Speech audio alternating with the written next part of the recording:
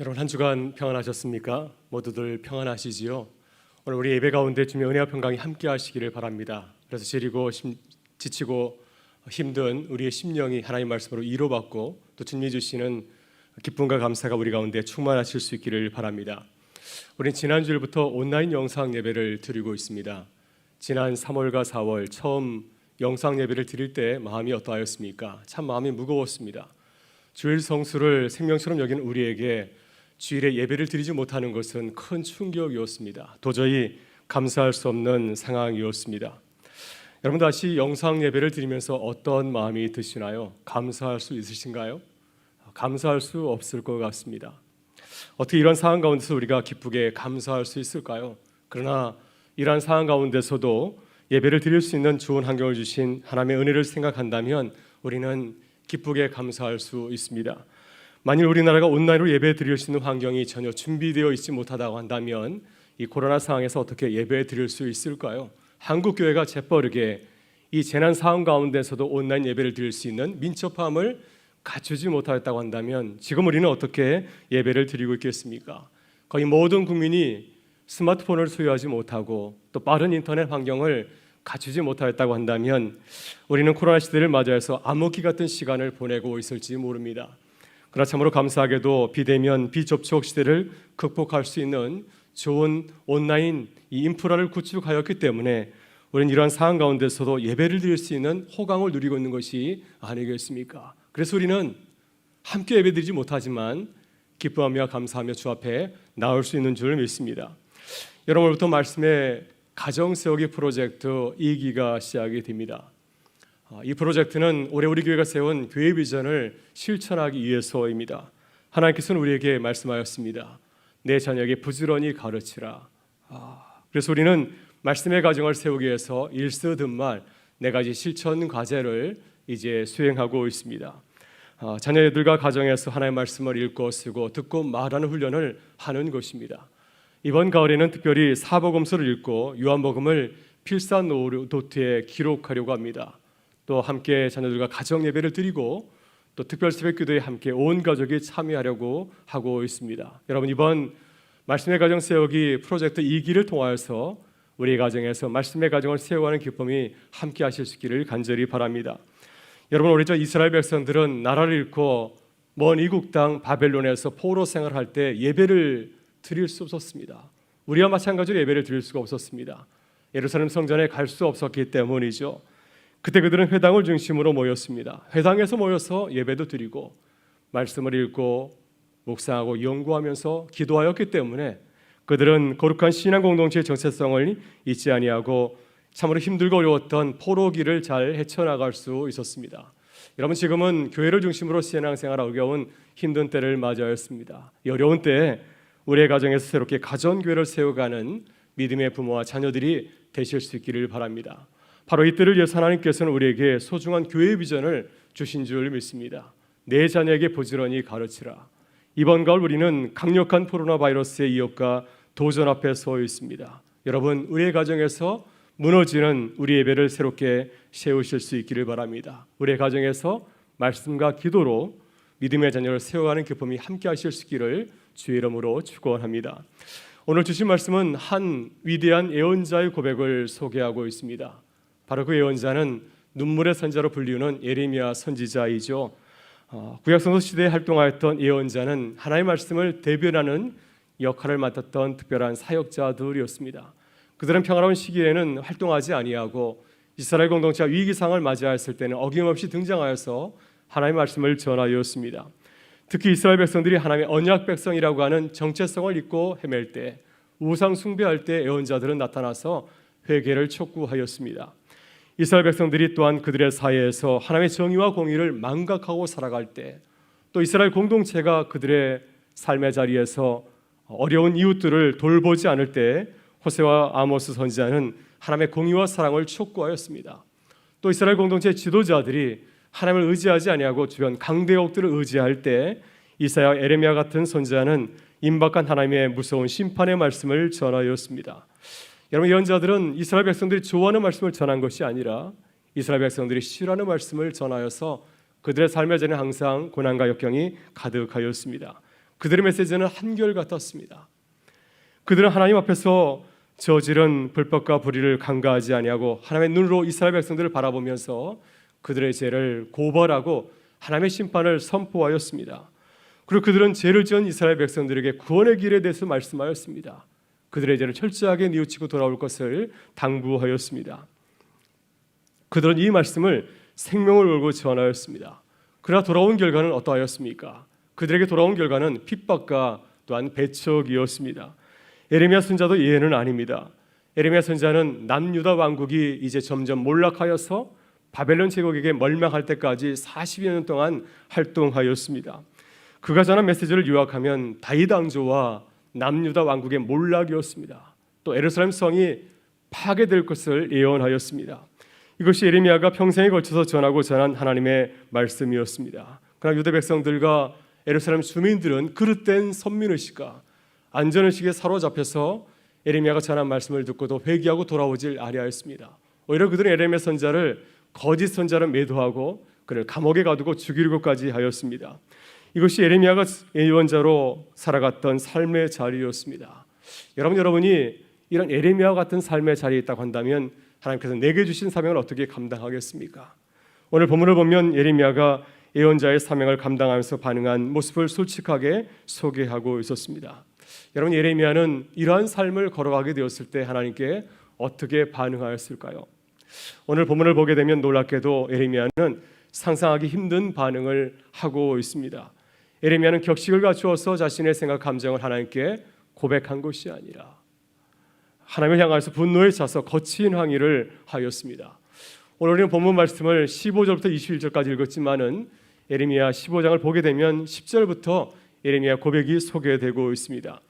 예레미야 10절에서 자신의 삶을 저주하고 있습니다. 내게 재앙이로다. 어머니께서 나를 온 세계에 다투는 자와 싸우는 자를 만날 자로 낳으셨도다. 15절 보게 되면 그는 하나님의 말씀을 전하는 가정 가운데서 겪었던 그 수치와 그 고통을 솔직하게 토로하고 있습니다. 여호와여, 주께서 아시오니 원하건대 주는 나를 기억하시며 돌보시사 나를 박해하는 자에게 보복하시고 주의 오래 참으심으로 말미암아 나를 멸망하지 아니하게 하옵소서. 주를 위하여 내가 부끄러움을 당하는 줄을 아시옵소서. 18절을 보게 되면 예레미야는 하나님을 향하여서 차마 입에 담을 수 없는 말까지 털어놓고 있습니다. 나의 고통이 계속하며 상처가 중하여 낫지 아니하면 어찌 됨이니이까. 주께서는 내게 대하여 물이 말라서 속이는 신에 같으시리이까. 여러분, 예레미야는 예언자의 삶이 힘들고 어려울 때 하나님을 어떤 분으로 고백하고 있습니까? 하나님을 물이 말라서 속이는 신이라고 말하고 있습니다. 하나님은 속이는 시내와 같다고 하는 것입니다. 강은 강이지만 강바닥까지 완전히 말라버린 아무런 물을 발견할 수 없는 그러한 속이는 강물과 같다고 주님을 고백하고 있습니다. 유명한 구역학자 할로데이는 18절 말씀의 뜻을 더 생생하게 나타나도 번역을 하였습니다. 그는 이렇게 18절의 말씀을 전하고 있습니다. 주는 참으로 내게 속임수 같으시오니 믿을 수 없는 물이로소이다. 이 고백은 사막을 걸어가는 지친 여행자가 저 멀리 세미호에서 달려갔더니 오아시스인지 달려갔더니 신기했다는 사실을 연상하게 하고 있습니다. 이것은 예레미야가 얼마나 힘들고 어려운 예언자의 삶을 살았는지를 보여주는 고백의 말씀이죠. 하나님의 말씀을 열심히 전하였는데 그에게 돌아온 것은 영광이 아니라 오히려 수치와 박해였습니다. 그래서 하나님의 말씀이 나에게는 믿을 수 없는 물처럼 느껴진다고 그는 고백하고 있습니다. 여러분, 예레미야가 정말로 하나님을 속이는 물처럼 생각했을까요? 그렇게 생각하지는 않았을 것입니다. 그러나 예레미야가 이렇게 고백한 것은 그만큼 예언자의 삶이 힘들고 어려웠기 때문에 이런 고백을 하는 것이 아니겠습니까? 여러분, 가까운 이웃이나 가족이 여러분을 향하여서 이러한 고백을 한다면 여러분 어떻게 반응하겠습니까? 당신은 속이는 시내와 같습니다. 당신은 도저히 믿을 수가 없는 사람입니다 라고 고백한다면 여러분 어떻게 고백하겠습니까? 이러한 거친 항의를 하나님께 한다면 하나님은 우리에게 어떻게 반응하시겠습니까? 오늘 본문 20절을 보게 되면 하나님은 분노에 차서 항의하는 예레미야를 향하여서 주님은 이로하십니다. 그리고 예레미야를 향한 하나님의 놀라운 비전과 약속의 말씀을 그에게 던져주고 계십니다. 내가 너로 이 백성 앞에 견고한 노성벽이 되게 하리니 그들이 너를 칠지라도 이기지 못할 것은 내가 너와 함께하여 너를 구하여 건짐이라. 여호와의 말씀이니라. 여러분, 예레미야를 향한 하나님의 거룩한 비전은 무엇입니까? 하나님의 비전은 예레미야를 거룩한 놋 성벽과 같은 하나님의 예언자가 되게 하는 것입니다. 여러분, 우리를 향하신 하나님의 놀라운 비전은 놋 성벽과 같은 하나님의 교회와 성도가 되는 것이 아니겠습니까? 이 어려운 시대에 견고한 놋 성벽과 같은 하나님의 사람이 되는 것, 이것이 우리를 향하신 주님의 놀라운 비전이고 또 약속의 말씀인 줄 믿습니다. 여러분, 그렇다면 우리가 어떻게 해야 예레미야처럼 견고한 놋 성벽 같은 하나님의 사람, 하나님의 교회와 성도가 될 수 있겠습니까? 우리는 예레미야에게 주신 말씀을 통하여 이 시대를 살아가는 교회 성도에게 주시는 하나님의 뜻을 세 가지로 살펴볼 수가 있습니다. 먼저 우리는 하나님께 돌아와서 하나님의 말씀을 바르게 전해야 됩니다. 여러분, 하나님께서 예레미야에게 말씀하신 견고한 놋 성벽은 어떤 예언자의 모습을 우리에게 강조하고 있습니까? 어떤 성도의 모습, 어떤 교회의 모습을 우리에게 강조하여 말씀하고 있습니까? 하나님께서 예레미야를 예언자로 처음 부르셨을 때 이렇게 말씀하였습니다. 예레미야 1장 10절의 말씀입니다. 보라, 내가 오늘 너를 여러 나라와 여러 왕국 위에 세워 내가 그것들을 뽑고 파괴하며 파멸하고 넘어뜨리며 건설하고 심게 하였느니라 하시니라. 하나님께서는 예언자의 그 사명을 6가지의 동사를 가지고서 표현하고 있습니다. 이 6가지 동사 가운데서 4가지 동사는 부정적인 의미를 담고 있는 거친 동사들입니다. 그러나 2개 동사는 긍정적인 의미를 담고 있는 아름다운 동사들입니다. 하나님께서는 예레미야가 이 땅에서 애곡된 하나님의 나라의 모습을 뽑고 파괴하고 파멸하고 넘어뜨리는 하나님의 말씀을 선포하는 예언자의 길을 가기를 원하셨습니다. 하나님 보시기에 아니라는 것은 아니라고 말할 수 있는 하나님의 교회와 성도가 되기를 간절히 원하셨습니다. 그러나 하나님께서는 예레미야가 이 땅에 아름답고 정의로운 하나님 나라의 말씀을 선하여서 이 땅 가운데 주님의 나라를 세우고 건설하기를 원하셨습니다. 이것이 하나님이 말씀하신 예언자의 사명입니다. 이 사명이 흔들리지 아니하고 어떤 상황과 여건 가운데서도 주의 말씀을 힘있게 증거하는 것, 바로 그것이 견고한 놋 성벽과 같은 예언자의 삶이었습니다. 오늘 보면 19절을 보면 예언자의 사명을 감당해야 하는 우리에게 당부하시는 하나님의 말씀이 나옵니다. 19절의 말씀입니다. 여호와께서 이와 같이 말씀하시되 내가 만일 돌아오면 내가 너를 다시 이끌어 내 앞에 세울 것이며 내가 만일 헛된 것을 버리고 귀한 것을 말한다면 너는 나의 입이 될 것이라. 그들은 내게로 돌아오려니와 너는 그들에게로 돌아가지 말지니라. 하나님께서 예레미야 우리에게 말씀하시는 것이 무엇입니까? 하나님께 다시 돌아오라고 하는 것입니다. 그리고 헛된 것을 버리고 귀한 것을 말하라고 하는 것입니다. 오늘 본문에서 주님이 말씀하신 헛된 것 또한 귀한 것은 무엇을 말하고 있습니까? 헛된 것은 사람들이 듣기 좋아하는 말을 말하고 있습니다. 그리고 귀한 것은 주님께서 우리에게 당부하신 하나님의 말씀입니다. 따라서 우리는 세상의 말을 버리고 하나님의 말씀을 붙들어야 됩니다. 하나님의 말씀을 바르게 증거하기 위해서 다시 주의 말씀을 읽고 묵상하면서 그 말씀을 깨닫고 그 말씀을 전해야 될 줄 믿습니다. 여러분, 최근 목회 데이터 연구소의 보고 내용은 상당히 충격적입니다. 일반 사람들에게, 교인들에게 물은 것이 아니라 일반 사람들에게 종교인의 이미지에 대해서 물었습니다. 불교 신자, 천주교 신자, 개신교 신자에 대해서 어떻게 생각하는지를 물었습니다.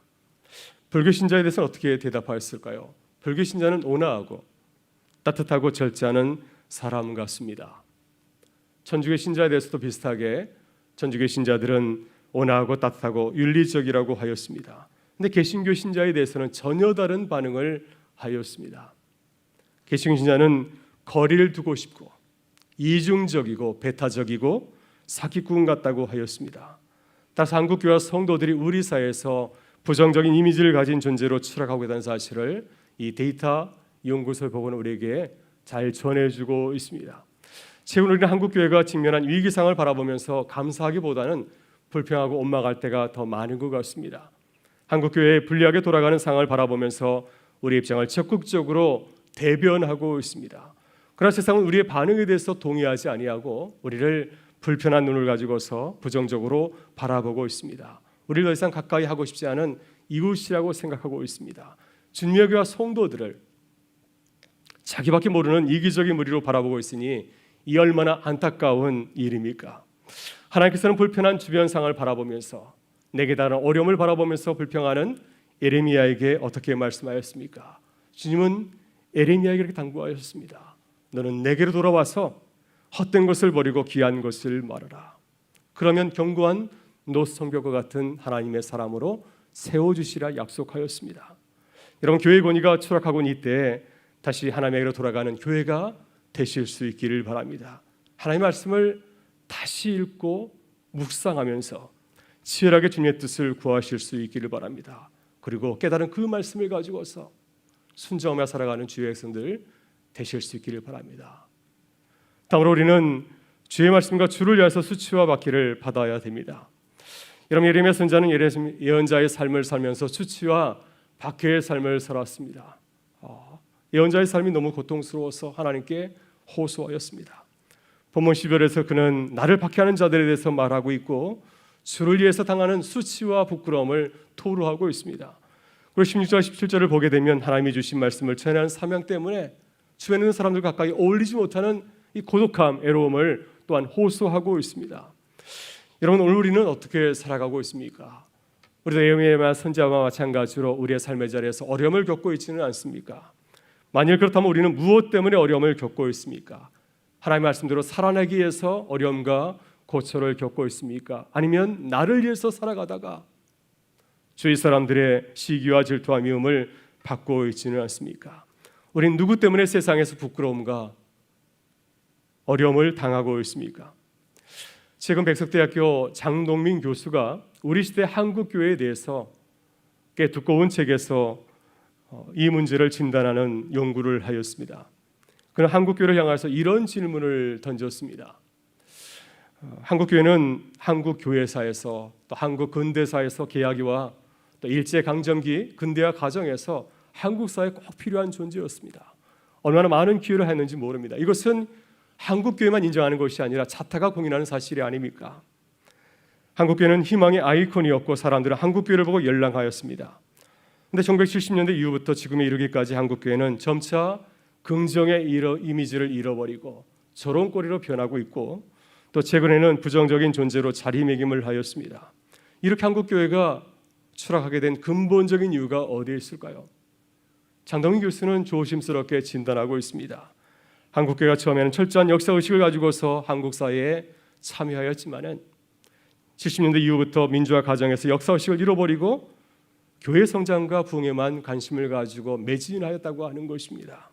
우리 사회의 아픔을 외면하고 어려운 이웃을 위해서 희생하지 않았기 때문이라고 말하고 있습니다. 이것이 한국교회가 우리 사회에서 건전한 선한 영향을 잃어버린 근본적인 이유라고 그는 진단하고 있습니다. 여러분, 어떻게 한국교회가 견고한 노성교 같은 교회로 다시 거듭날 수 있을까요? 그것은 예레미야 선지자와 같이 하나님의 말씀대로 살아가는 것입니다. 주를 위하여서, 나를 위해서가 아니라 주를 위해서 수치와 박해의 길을 걸어가는 것입니다.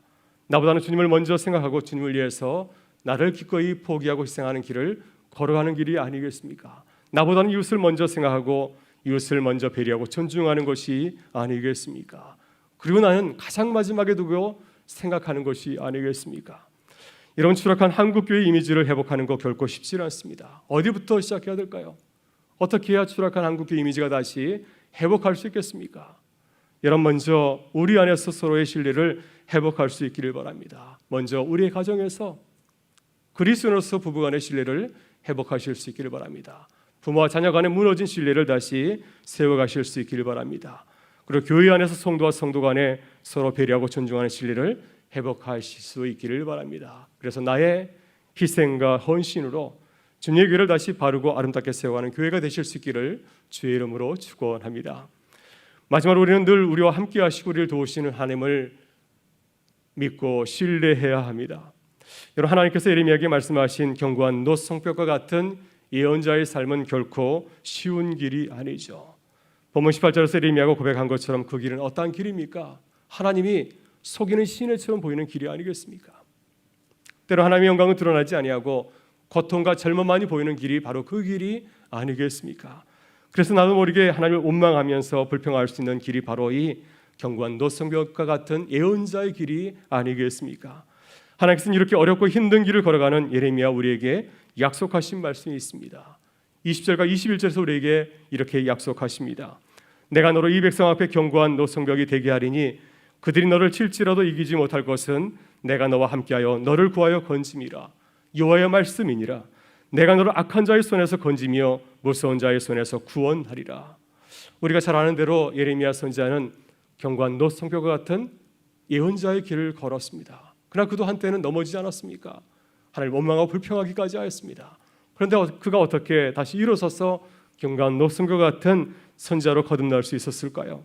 그것은 나와 함께 하신 하나님, 나를 도우신 하나님, 나를 구원하신 하나님을 믿고 의지하며 하나님을 바라보면서 걸어갔기 때문이었습니다. 여러분, 저는 지난주 한국교회 지도자들이 대통령과 면담하는 자리를 보면서 그 뉴스를 보면서 깜짝 놀랐습니다. 한국의 지도자들이 대통령의 사항을 일방적으로 들은 것이 아니라 한국교회의 불편한 입장을 적극적으로 대통령에게 전달하였습니다. 또 정부에 바라는 교회 입장도 제시하지 아니하였습니까? 여러분, 이것은 한국교회가 우리 사회에서 어떠한 위치를 차지하고 있는지를 잘 보여주는 장면이라고 생각합니다. 하나님께서 우리 교회를 이 사회에서 이렇게 건강한 교회로 세우신 거죠. 대통령까지도 길을 기울여야 되는 그런 존재로 우리를 세우신 것입니다. 우리는 이 사실을 겸손하게 인정하고 하나님 은혜에 감사해야 됩니다. 그래서 우리의 힘을 과시하는 것이 아니라, 우리가 이 사회에서 이만큼 힘을 갖고 있는 존재라는 사실을 과시하는 것이 아니라 이렇게 놀라운 은혜를 주신 하나님을 바라보면서 더욱 겸손하게 의지하는 교회가 되어야 될 줄 믿습니다. 여러분, 지난 2018년 세상을 떠난 유진 피러슨 목사님은 경관 노성교 같은 목회자의 삶을 살았습니다. 그런 자신의 회고록에서 자신이 걸어온 목회 여정을 소개하고 있습니다. 유진 피러슨 목사님은 1962년 11월 11일 자신의 집 지하실에서 교회를 개척을 하였습니다. 2년 반 동안 지하실에서 예배를 드렸다고 합니다. 근데 자신의 교회를 무엇에 비유했냐면 초대교회 로마의 카타콤 지하묘지 교회에 비유를 하였습니다. 그래서 자신의 교회 이름을 카타콤 장로교회라고 하였습니다. 유진 피러스 목사님은 교회를 개척하면서 새롭게 시작하면서 30개월 동안 46차례에 걸쳐서 사도행전의 말씀을 설교하였는데, 사도행전 말씀을 묵상하면서 초대교회는 성령 하나님의 역사라는 사실을 새롭게 깨닫게 되었습니다. 그래서 다른 지식 의지하지 아니하고 하나님의 말씀을 읽으면서 그 말씀대로 읽고 깨달은 대로 교회를 세우고 섬길 때 성령의 놀라운 역사와 임재를 경험하였다고 고백하였습니다. 그래서 유진 피러스 목사님은 오늘 교회를 향하여서 로마의 카타콤 교회와 같이, 그때 그들이 무엇을 의지하였을까요?